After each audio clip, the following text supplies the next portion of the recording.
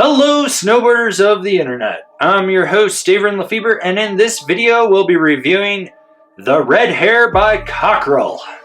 This board features Cockerel's mountain profile camber, which is a slightly directional camber, so it's a little more set back. This board is available in three sizes, 155, 159, and 163. I rode this board at Copper Mountain on a day that had average temps. It was slightly overcast, there was some fresh snow, some corduroy snow, and kind of everything in between with zero wind, and I rode it with my Rome Black Label bindings and my K2 Thraxis boots. This board is soft, and here's why it's soft. If you actually look at the side of this thing, there's no meat to this potato. It's just straight potato. You got your meat and potato snowboards, and this is just a straight potato snowboard.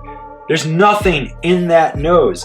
So this whole thing right here is just super soft. The only spot where it's remotely stiffer is through here, and there's still a lot of torsional flex. You want to talk about stability? There's none. You feel everything with this board. You get up to speed, it starts chattering, it resonates right back underfoot. You get into rutted out terrain, crud, chunder, all that bullshit, you feel everything just drive back underfoot. You feel everything with this board. It's very lively, not very damp, not very stable.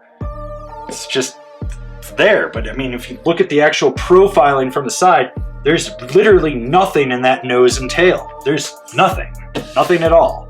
You want to pop with this board? All the snap comes from that back foot with that slightly set back camber, and it's very easy to engage. It takes nothing at all to get this board to want to pop. But it's a soft flexing board, and there's not a lot to it, so you know, it pops. It's just not like the snappiest fucking thing out there. I mean, it gets the job done. That's basically it. You want to butter on this thing? You'll fold the nose. You get any weight out over it or aggressively push into it, you'll fold the nose. The tail is a little bit stiffer, not by much, mainly just because you've obviously got more of a nose platform than you do on the tail, so you can do wheelies and like little slappies and shit like that, but once again, you can fold that as well. Carving is about the only good thing that this board really has going for it. It grips when you're on edge, but that's because it's got Nitro's power pods in it, because once again, this is another board that they stole the mold from and the technology. I mean, it's literally a wood carver. So the wood carver can carve, so can this thing. It's nimble edge to edge, but you can overpower it. It's very lively, so you do feel everything. So if you're going through softer snow into icier, firmer snow, you might buckle this board and cause yourself to wash out. With that said, it still does lock on edge, but that's because it has power pods from Nitro, which are specific to Nitros. In case you haven't gotten the point, they fucking ripped it off. Who's this board for? Someone that's lighter weight and wants to rip a carve, because if you're heavier, you're gonna fold this fucker. So as I've already stated, this is a Nitro wood carver, but it's more expensive than the wood carver, but it's a wood carver. So just buy a wood carver from Nitro. The second I got on this board, I was like, I feel like I've ridden this thing, and I kept looking at it and looking at it, and I was trying to figure out what board it was, because it's been a couple years since I've ridden the wood carver. No, it's the Nitro wood carver, and that board's not bad.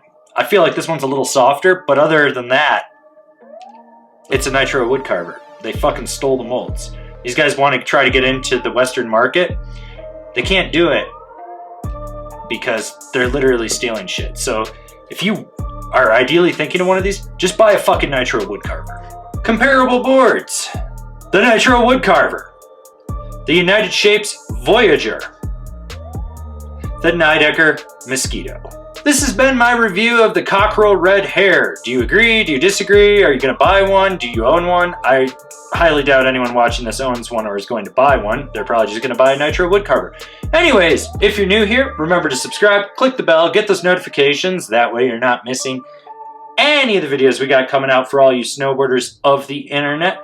And if you'd really like to support us and you just want to see us call out more bullshit companies that are ripping off other companies, swing on over to Angry Snowboarder VIP. I could tell you more here, but I got a video over there that explains it so much better. As always, I've been your host, Avran LeFeber, and I'll see you in another video.